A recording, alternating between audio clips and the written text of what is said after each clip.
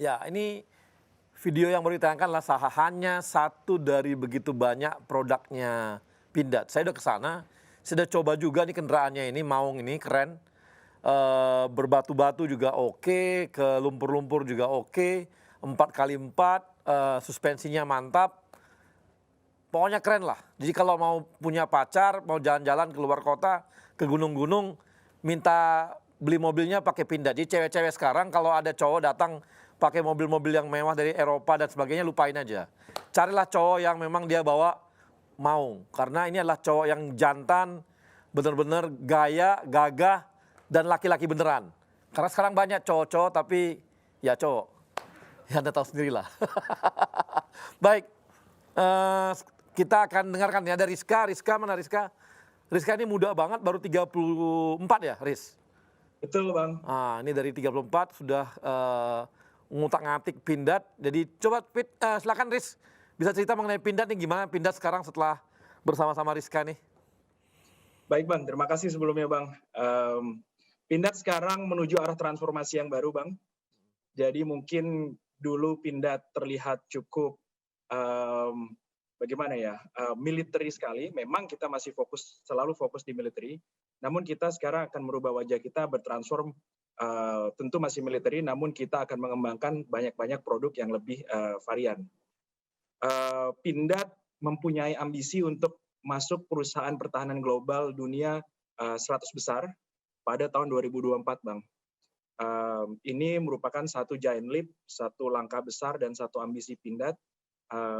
Semoga langkah ini dapat terwujud karena sangat bisa terwujud mengingat banyak sekali agenda dari pemerintah Indonesia, terutama di sektor pertahanan dan keamanan dan juga di sektor ketahanan pangan juga, Bang, karena Pindad juga aktif dan involved di ketahanan pangan, sehingga dengan dua agenda besar pemerintah kita di bawah Pak Presiden Joko Widodo yang berfokus pada pertahanan keamanan dan juga berfokus pada pertahanan pangan, Pindad akan selalu berada di bagian dalam pembangunan tersebut.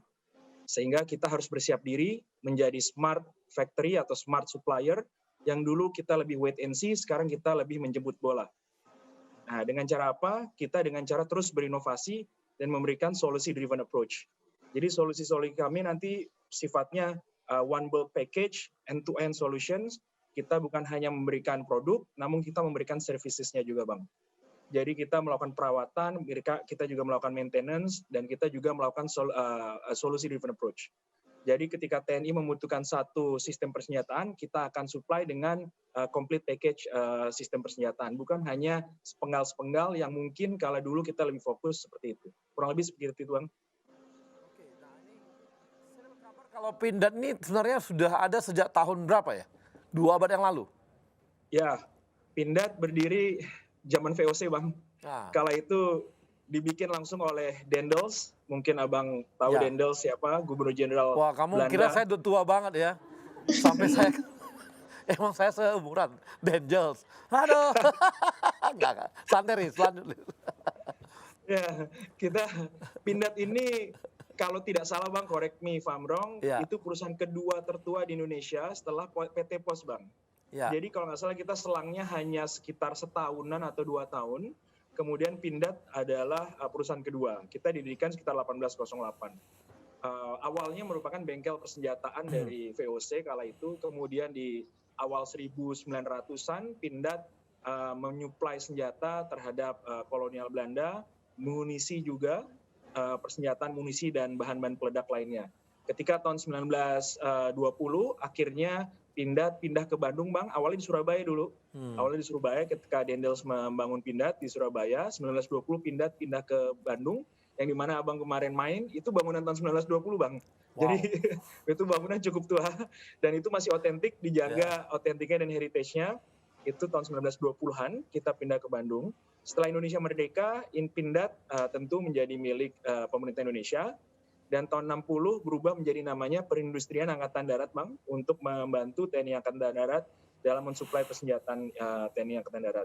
Nah, ketika tahun 80-an, khususnya di tahun 83-an, kala itu Pindad bertransformasi menjadi BUMN, dipimpin langsung oleh almarhum Bapak Habibie. Di situ Pindad masuk di dalam kamar atau di dalam gerbong, kalau sekarang sebutnya klaster, dulu sebutnya BPIS, Badan Perindustrian Strategis. yang dipimpin langsung oleh Bapak Habibie. Di situ terdiri dari Pindad, Dirgantara, PAL, Krakatau Steel, dan lain-lainnya. Dan nama Pindad sudah bukan menjadi Perindustrian Angkatan Darat lagi, namun menjadi PT sekarang, PT Pindad. Nah, hingga hari ini Pindad tetap eksis dan tetap berada dalam lokomotif pertahanan keamanan Indonesia, dan juga sekarang kita berada dalam lokomotif ketahanan pangan Indonesia. Oke, jadi supaya teman-teman tahu ya, jadi dulu itu Belanda itu untuk VOC itu persenjataannya, itu perang-perang itu diproduksi di Pindad, di Surabaya. Ya, Betul, Bang. Jadi kemudian kolonial Belanda kan setelah VOC kan dia perusahaan. Kemudian kolonial Belanda. Jadi ketika Belanda itu perang di Eropa atau perang di Afrika dan sebagainya, senjata dari Pindad kalau gitu ya. Betul, Bang. Itu yang tahun 1920-an itu. Nah, Ketika buka pabrik di Bandung itu menyuplai senjata untuk Belanda sebagai kolonial, untuk menjajah dan segala macam, itu dari Bandung itu, Bang. Dari yang di Pindad sekarang ya, Bang, kemarin mampir. Jadi bayangin nih sebuah perusahaan kita punya ya.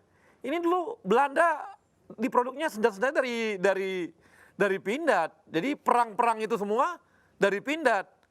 Betul. Makanya harusnya ini ya perusahaan yang sangat terkenal sebagai perusahaan militer sebenarnya di dunia, harusnya ya.